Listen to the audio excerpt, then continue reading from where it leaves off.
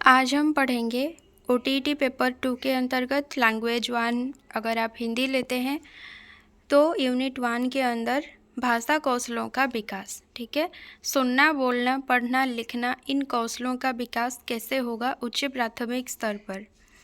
तो सबसे पहले देखते हैं श्रवण कौशल के विकास की समस्याएं। तो समस्याओं को जानेंगे तभी कैसे उनका निराकरण होगा, कैसे उसका विकास होगा, उसको जान पाएंगे। तो श्रवण कौशल के विकास की समस्याएं क्या क्या है। सामान्य रूप से यह देखा जाता है कि अनेक छात्र शिक्षक द्वारा विषय वस्तु को ध्यानपूर्वक नहीं सुनते हैं। इससे शिक्षक क्रोधित होकर उन पर अनुशासनहीनता का आरोप लगाते हैं और उनको दंड प्रदान करते हैं। इससे उनका मनोबल टूट जाता है तथा छात्र विद्यालय व्यवस्था में अरुचि करने लगते हैं। श्रवण कौशल के विकास में कुछ प्रमुख समस्याएं हैं जिनका वर्णन निम्नलिखित रूप से किया जा सकता है। तो क्या क्या समस्याएं होते हैं। शैक्षिक वातावरण का अभाव। प्रायः देखा जाता है कि शिक्षक द्वारा कक्षा में शैक्षिक वातावरण तैयार किए बिना ही गठन प्रारंभ कर दिया जाता है और अर्थात शिक्षण प्रारंभ कर दिया जाता है। इस स्थिति में छात्र पूर्ण मनोयोग के साथ श्रवण नहीं कर पाते हैं क्योंकि वो मानसिक रूप से श्रवण करने के लिए तैयार नहीं होते हैं। तो यहाँ बोला गया है कि जब भी अक्सर होता क्या है कि टीचर पढ़ाने से पहले एक जो वातावरण चाहिए पढ़ाने के लिए, जो पहले ये होना चाहिए कि बच्चों के अंदर रुचि जागृत हो जाए, उसके बाद हम विषय को पढ़ाएं, तो शिक्षक वो नहीं करते हैं। वो डायरेक्ट आते हैं और पढ़ाना जो है शुरू करते हैं। ठीक है, तो छोटे छोटे बच्चे होते हैं, वो तैयार नहीं होते हैं कि सुनने के लिए। तो जब तक वो तैयार ना हो जाएं तो वो अच्छे से कैसे सुने। ठीक है, तो ये होती है एक समस्या कि शैक्षिक वातावरण का अभाव। उसके बाद है कठिन भाषा का प्रयोग। जब शिक्षक द्वारा अपने कथन में या प्रस्तुतिकरण में कठिन भाषा का प्रयोग किया जाता है तो इस स्थिति में छात्र विषय वस्तु के भाव को समझ नहीं पाता है और ध्यानपूर्वक श्रवण नहीं कर पाता है क्योंकि उस श्रवण के प्रति उसमें कोई रुचि नहीं होती है। तो कठिन भाषा का प्रयोग में क्या है कि अगर बुक में जो शब्द है वही शब्द शिक्षक यूज करते हैं और उसे समझाने के लिए भी वैसे ही कठिन कठिन शब्द जो है यूज करते हैं। ठीक है, क्योंकि टीचर हैं, उनके पास एक्सपीरियंस है, बहुत सारे वर्ड्स हैं उनके दिमाग में। तो अगर वो वही जो कठिन शब्द हैं उन्हीं को यूज करके वो पढ़ाएं तो छात्र जो है, छोटे बच्चे, उन्हें समझ में नहीं आता है, वो उस शब्द तक पहुंच नहीं पाते हैं। तो इसीलिए क्या होता है कि वो उब जाते हैं। ठीक है, तो ये होता है कठिन भाषा का प्रयोग और वो सुनने में रुचि नहीं लेते हैं। उसके बाद है अशुद्ध उच्चारण। सामान्य रूप से अनेक शिक्षकों में ही उच्चारण संबंधी दोष पाए जाते हैं जिसके आधार पर छात्र उनके द्वारा प्रस्तुत विचारों को ध्यानपूर्वक नहीं सुनते हैं। प्रत्येक छात्र यह जान जाता है कि प्रस्तुत सामग्री ज्ञानवर्धक एवं स्पष्ट नहीं है तो उसके प्रति ध्यान नहीं देते हैं। ठीक है, तो अशुद्ध उच्चारण क्या है। कभी कभी हमें पता चलता है, आप सोचो कि आप अगर स्टूडेंट होकर भी सोचोगे तो आपके सामने जब टीचर होंगे ना, तो टीचर अगर कुछ गलत पढ़ा रहे होंगे तो पता चल जाता है। ठीक है, अंदाज़ा ऐसे लगा लिया जाता है कि टीचर कुछ गलत पढ़ा रहे हैं या फिर कुछ गलत उच्चारण कर रहे हैं। ठीक है, कुछ गलत बोल रहे हैं। तो अगर ऐसे बार बार कुछ चीज़ें टीचर गलत बोलते रहें तो स्टूडेंट होकर फिर मन नहीं करता है कि हम उस टीचर की बात सुने, है कि नहीं। तो यही चीज़ है। शिक्षक अगर अशुद्ध उच्चारण करते हैं तो बच्चा भी सुनने में इंटरेस्ट नहीं लेता है। शिक्षण अधिगम सामग्री के प्रयोग का अभाव। श्रवण कौशल के विकास पर उस समय बाधा उत्पन्न होती है जब शिक्षक द्वारा विषय वस्तु के प्रस्तुतिकरण में शिक्षण अधिगम सामग्री का प्रयोग नहीं किया जाता है। शिक्षण अधिगम सामग्री के अभाव में छात्र एक मूक श्रोता की भांति कार्य करते हैं तथा उनकी सामग्री में कोई रुचि नहीं होती है। परिणाम स्वरूप छात्रों में श्रवण कौशल का विकास नहीं हो पाता है। तो यहाँ बोला गया है कि अगर टीचर हैं वो टीएलएम नहीं लेके जाते हैं क्लास में और ऐसे ही बस लेक्चर मेथड में पढ़ाते जाते हैं, तो क्या होता है, बच्चे का कान तो होता है क्लास में लेकिन वो सुनता नहीं होता है ना। वो अगर टीचर बीच में से उसको खड़े कर देना कि मैंने क्या पढ़ाया बताओ, तो वो चुपचाप खड़ा होता है क्योंकि उसका ध्यान नहीं है क्लास में। लेकिन वहीं पर टीएलएम होता है तो इंटरेस्ट लेके वो पढ़ता है वहाँ पर, ठीक है। तो सामग्री के प्रयोग का अभाव भी है कि श्रवण कौशल जो है उसका विकास नहीं हो पा रहा है, क्योंकि वो ध्यान से सुनेगा नहीं तो कैसे उसका श्रवण कौशल का विकास होगा। अब देखेंगे कि श्रवण कौशल के विकास हेतु उपाय क्या है और समस्याओं का समाधान कैसे हो सकता है। भाषा शिक्षक का यह प्रमुख दायित्व होता है कि वो भाषा संबंधी कौशलों के विकास में अपना पूर्ण योगदान प्राप्त करें। श्रवण कौशल भाषा का प्रथम एवं महत्वपूर्ण जो है कौशल होता है, इसलिए कक्षा एवं विद्यालय स्तर पर श्रवण कौशल के विकास हेतु तथा इसके विकास मार्ग में आने वाली विभिन्न समस्याओं के समाधान के लिए निम्नलिखित उपाय करने चाहिए। पहला उपाय है छात्रों की योग्यता के अनुसार शिक्षण प्रदान करना चाहिए, अर्थात प्रस्तुत सामग्री का स्वरूप छात्रों की योग्यता के अनुरूप होना चाहिए जिससे छात्र उसको पूर्ण रूप से सुन सकें। तो स्टैंडर्ड देख के, जैसे कि आप 6 क्लास में हो तो उसी स्टैंडर्ड के अनुसार आपको पढ़ाना है, ना कि आपको 10th स्टैंडर्ड के अनुसार पढ़ाना है, ठीक है। तो बच्चों की जो योग्यता है, क्षमता है, उसको ध्यान में रखकर आपको जो भी आप शब्द बोलते हैं उसको उच्चारण करना है। वह उनकी योग्यता के आधार पर आपको शब्द निकालने हैं ताकि वो सुनने में रुचि ले और सुने। छात्रों के समक्ष सामग्री के प्रस्तुतिकरण से पूर्व कचाकच का वातावरण, ये कक्ष होना चाहिए। तो छात्रों के समक्ष सामग्री के प्रस्तुतिकरण से पूर्व कक्ष का वातावरण इस प्रकार का होना चाहिए जिससे छात्र शिक्षक के प्रस्तुतिकरण को ध्यानपूर्वक सुन सकें, जैसे बैठने की उचित व्यवस्था तथा शांति का वातावरण। तो पढ़ाने से पहले टीचर को क्या करना चाहिए कि ऐसा एक वातावरण हमें बनाना है अपने कक्षा में कि छात्र जो है सही से पहले बैठे, ठीक है, सभी छात्र पहले सही से बैठें और जो बोला जाएगा उनको वो सुनने में उनका ध्यान हो, ठीक है, वो रुचि से सुनने के लिए तैयार हो जाएं, ऐसा एक वातावरण बनाना है। श्रवण कौशल के विकास हेतु छात्र की मनोदशा का ज्ञान करना भी एक शिक्षक के लिए आवश्यक है, क्योंकि छात्र मानसिक रूप से जब तक श्रवण के लिए तैयार नहीं होता तब तक श्रवण कौशल का विकास संभव नहीं होगा। तो देखिए, अगर एक बच्चा है उसके घर में कुछ प्रॉब्लम्स चल रहे हैं या फिर वो खुद या फिर किसी से स्कूल में उसकी लड़ाई हुई है और उसका मन अच्छा नहीं है, तो चाहे आप कितना भी वातावरण बना लो, चाहे कुछ भी कर लो, वो क्या करेगा, जो घटना हुई है ना उसी के बारे में वो सोचता रहेगा। वो सुनने के लिए बिल्कुल भी चाहे कितना भी इंटरेस्टिंग हो टॉपिक, वो सुनेगा नहीं, क्योंकि उसका मन जो है जो घटना हुई है उसी को सोचने में उसी को वो ज़्यादातर सोचता रहेगा, ठीक है, उसके मन में वही घटना जो है चलती रहेगी। तो इसीलिए बच्चों की मानसिक स्थिति को भी देखना है कि बच्चा जो है मानसिक स्तर पर भी सुनने के लिए सक्षम है, तैयार है कि नहीं।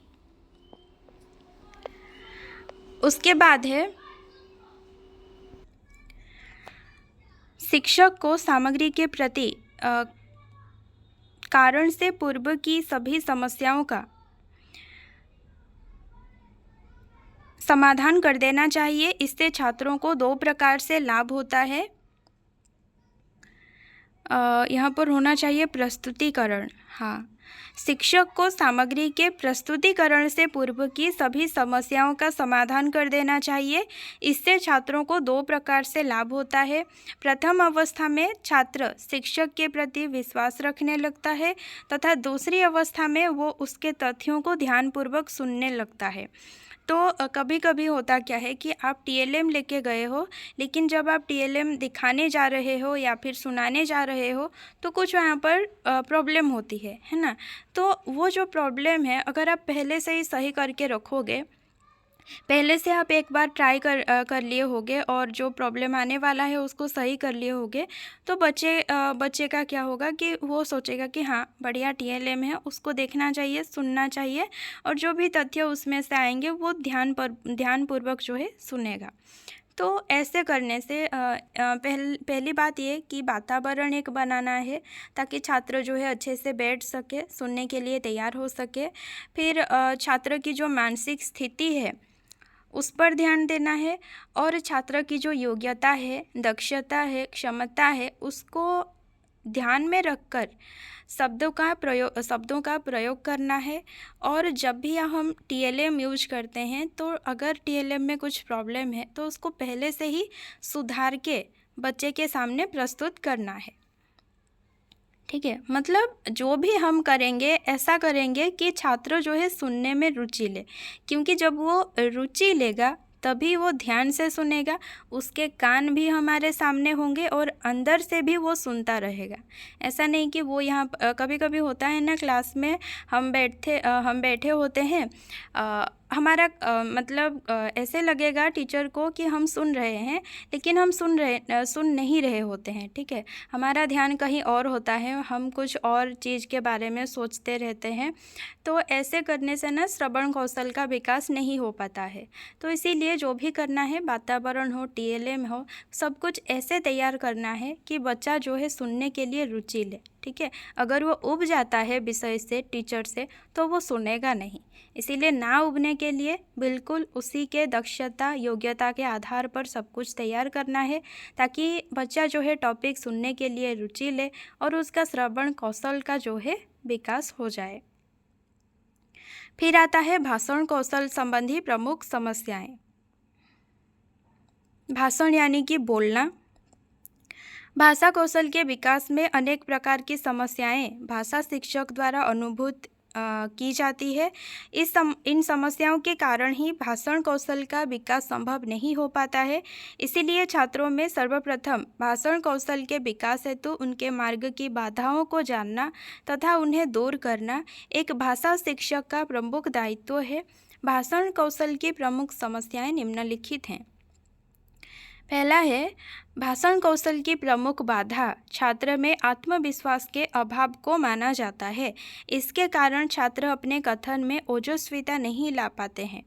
हम देखते हैं कि कुछ बच्चे होते हैं, अगर उससे आप अपनी ही सीट पर खड़े होकर कुछ बोलने के लिए बोलो तो शायद वो बोल दे, लेकिन अगर उसे सामने आप स्टेज पर भेज दो ना तो वो चुपचाप खड़ा होता है। उसके पास बहुत सारी चीज़ें होती हैं कहने के लिए, लेकिन फिर भी वो कह नहीं पाता है, डरता है, थरथराता है ना। लेकिन वहीं पर कुछ बच्चे होते हैं, छोटे बच्चे भी आप कह दो, वो क्या करेंगे, आप उनको भेज दो स्टेज पर, वो जाएंगे और कितनी सारी बातें कह के आते हैं, है ना। तो ये चीज़ होता है कि आत्मविश्वास का अभाव, कि खुद पर ही विश्वास नहीं होता है। मतलब कैसा लगता है कि अगर मैं कुछ कह दूँ, इतने लोग हैं मेरे सामने, कौन क्या सोचेगा, अगर मैं कुछ मतलब उल्टा सीधा कह दूँ, कुछ उल्टा सीधा निकल जाए, तो ऐसा कुछ रहता है। ठीक है, तो ये आत्मविश्वास के अभाव के कारण भी जो भाषण कौशल का जो है विकास नहीं हो पाता है। क्योंकि अगर आत्मविश्वास नहीं होगा खुद पर और एक बच्चा जो है बोल नहीं पाएगा, तो भाषण जो अगर वो बोलेगा तभी ना जो भाषण कौशल में जो त्रुटि है उसको बोला जाएगा और वो उसको सुधारेगा। लेकिन अगर वो बोलेगा ही नहीं, उसके पास आत्मविश्वास ही नहीं है बोलने के लिए, तो कैसे उसके त्रुटि जो है सामने आएंगे, कैसे वो त्रुटि जो है सुधार होंगे और कैसे वो आगे बढ़ेगा। तो आत्मविश्वास का अभाव एक बहुत बड़ा रीजन है।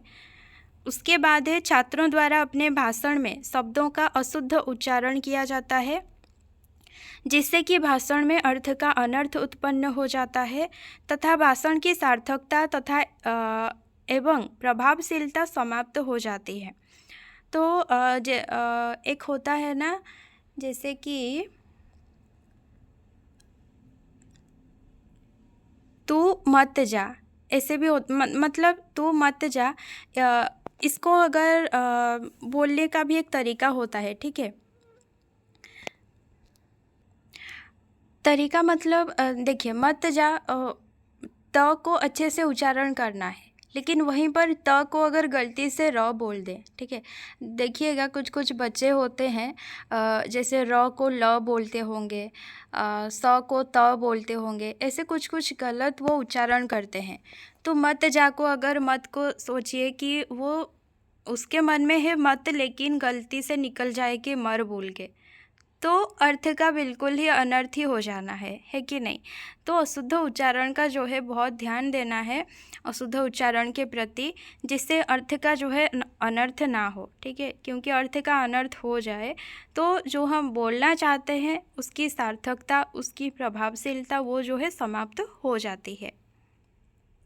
छात्र अपने भाषण में दोषपूर्ण वाक्यों का प्रयोग करते हैं जिनमें कर्ता, क्रिया, कर्म एवं विशेषण को उचित स्थान नहीं मिलता है। इससे भाषण कौशल दोषपूर्ण हो जाता है। तो कर्ता, क्रिया, कर्म हमें किसके बाद किसका यूज करना है, इससे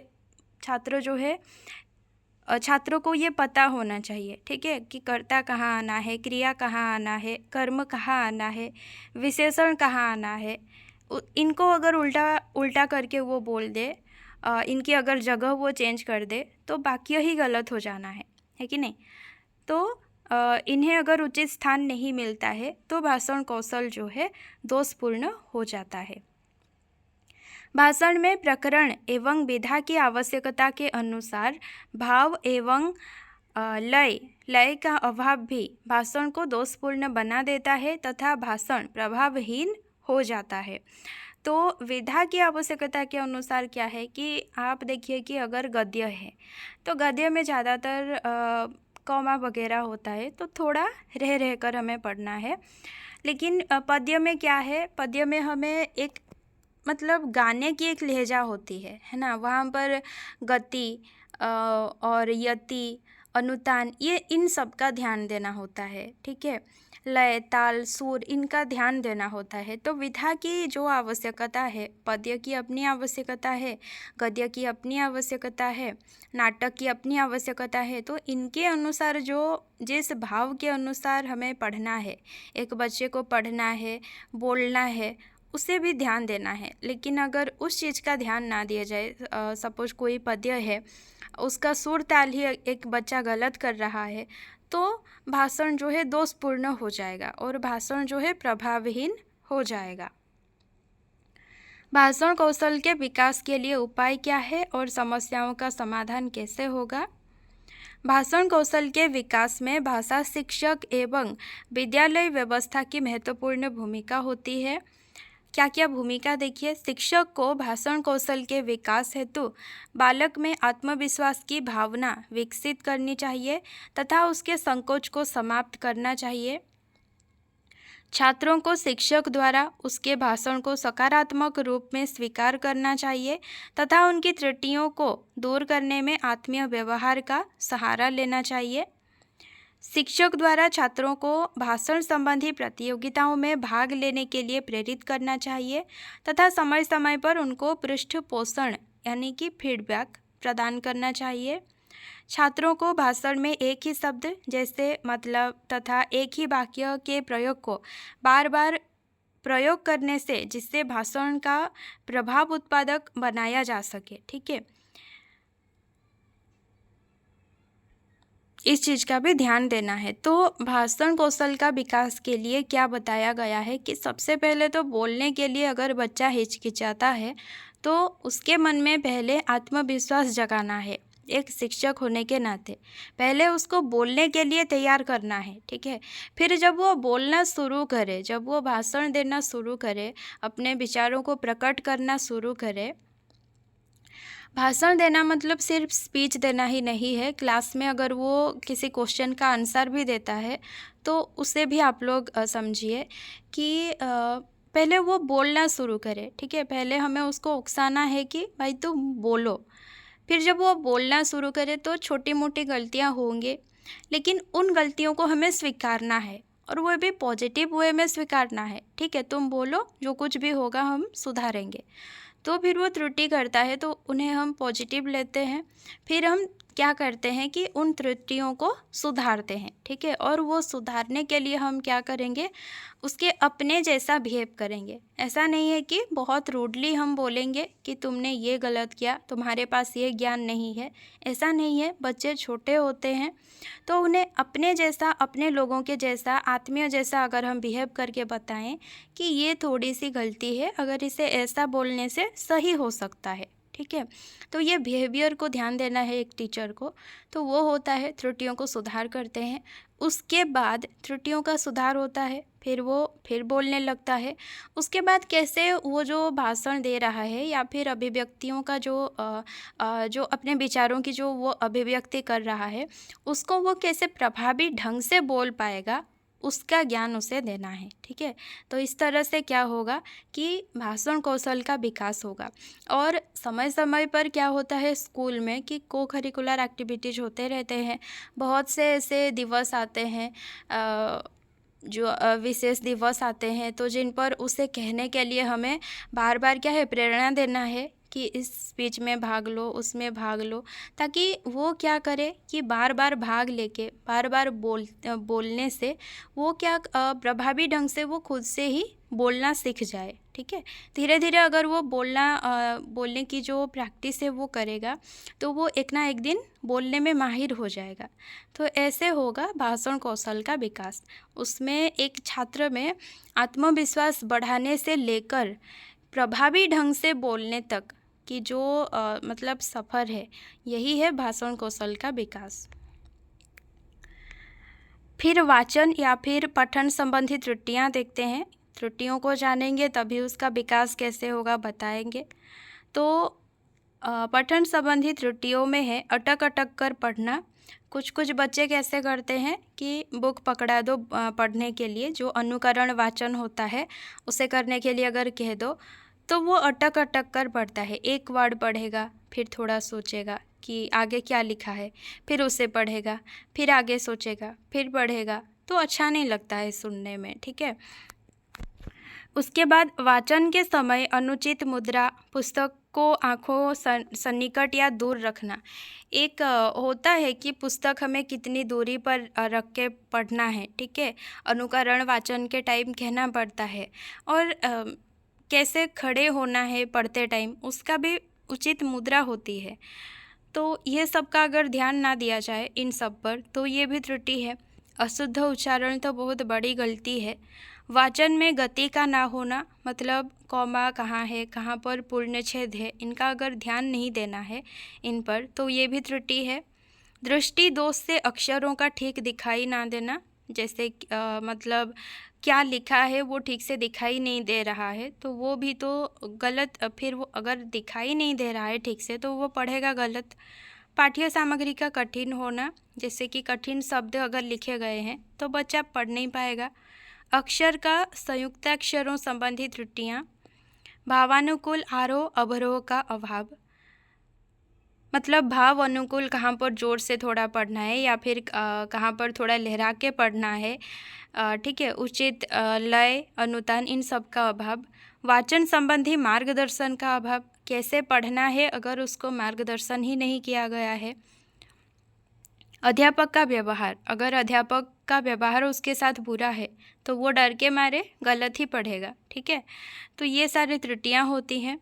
फिर इनका निवारण कैसे किया जाएगा ताकि वाचन या फिर पठन कौशल का विकास हो सके।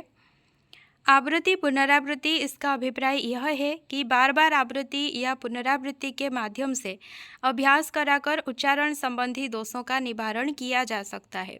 तो पठन या फिर वाचन कौशल का विकास के लिए बार बार हमें क्या कराना है, पुनरावृत्ति करना है। बार बार वो अगर पढ़ेगा, बार बार बच्चा अगर उच्चारण करेगा तो वाचन संबंधी, पठन संबंधी कौशल का विकास जो है हो पाएगा।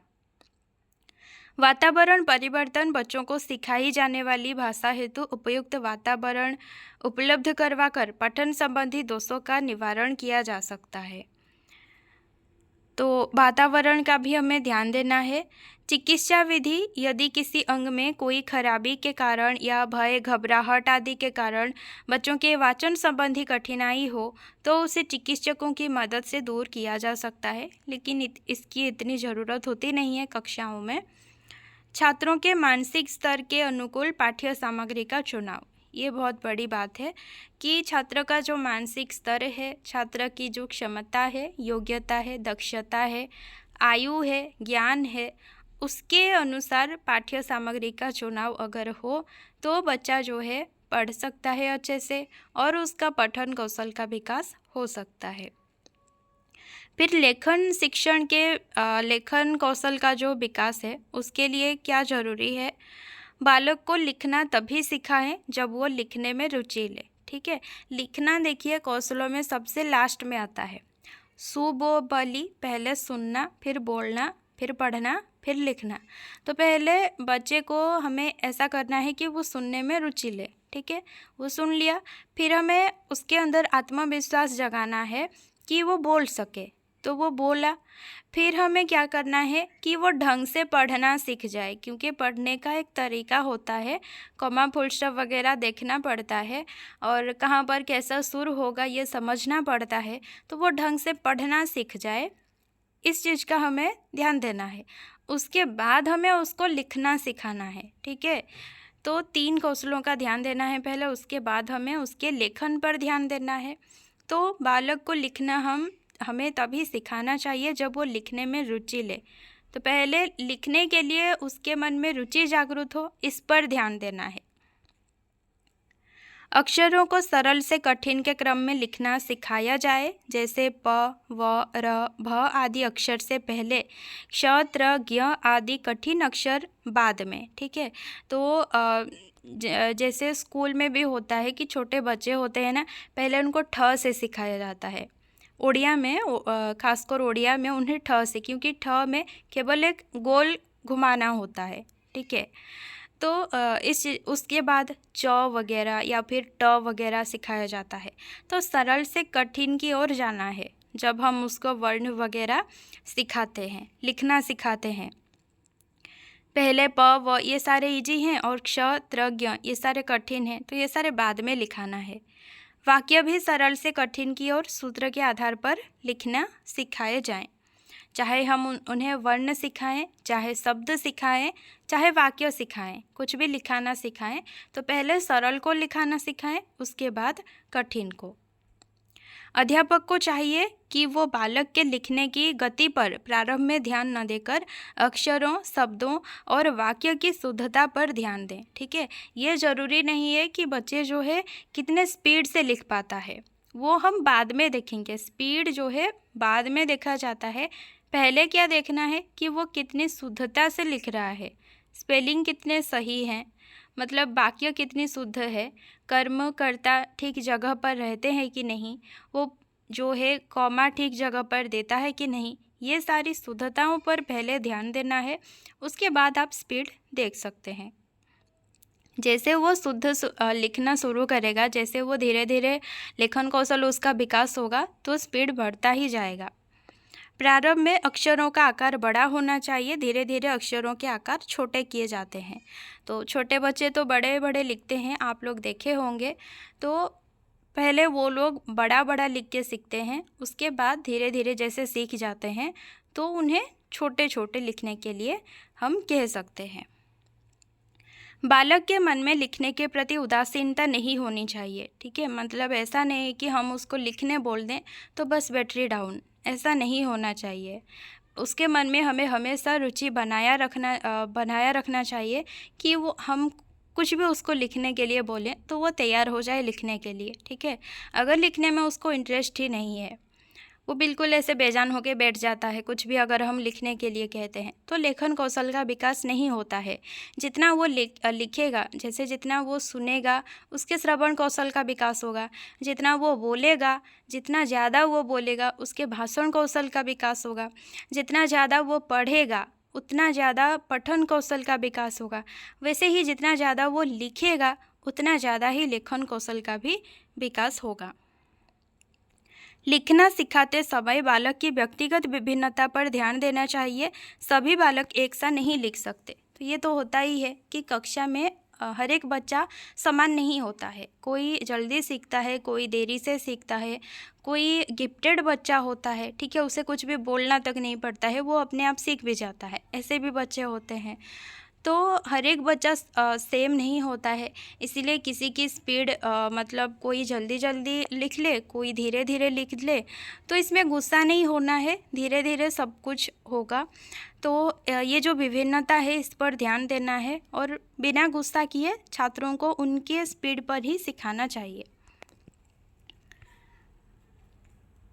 लेखन कार्य पढ़े हुए अंश से सिखाना चाहिए। बालक पढ़ी हुई बात को आसानी से लिख लेते हैं, ठीक है।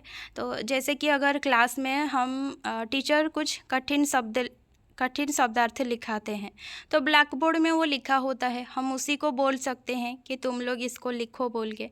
तो जो लिखा है, आगे जो लिखा है चीज़, उसको देख देख के लिखने में उसको इतनी परेशानी नहीं होगी, ठीक है, वो लिखेगा।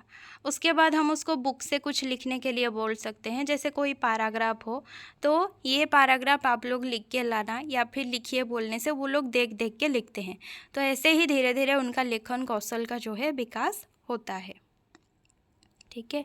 यहाँ तक था कौशलों का विकास कैसे होगा।